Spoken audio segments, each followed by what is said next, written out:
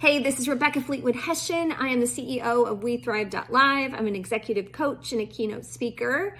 And I had a session with a client this morning that I thought, you know what, that's probably a topic that would be beneficial for everyone. So I thought I'd share a little bit about it today.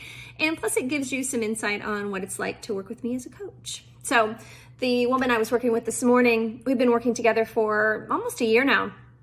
And she's been preparing for this large-scale audit this entire time. And now she's moving into some of the specifics of the auditing process. And last session, 3 weeks ago when we talked, one of her direct reports wasn't as prepared as he could or should be. And she was concerned because he wasn't really getting into the details with his team to make sure that he was prepared.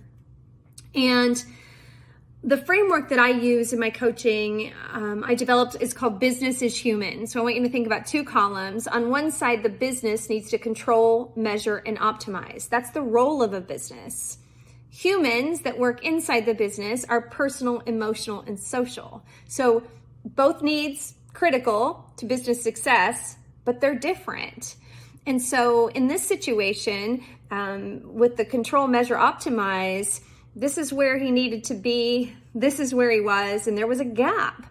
But instead of just coming at it and saying, okay, here's what you need to do, we need you to get this thing figured out, we go to the human side, the personal, emotional, and social. So 3 weeks ago, we talked a little bit through what could be happening in his life. What was his background?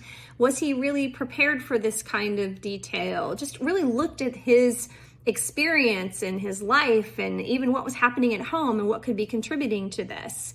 And she crafted a plan that when she met with him, it was going to be really more about discovery. It was going to be more about asking great questions and getting to know where he was and how he felt that things were going. And so she had that session and we had a chance to talk about it today. And what was really beautiful about it was because she had taken the time to prepare and come at it from that perspective, they learned so much about each other. He had made some assumptions about what she was doing in leadership. She was making some assumptions about what he was doing with the audit.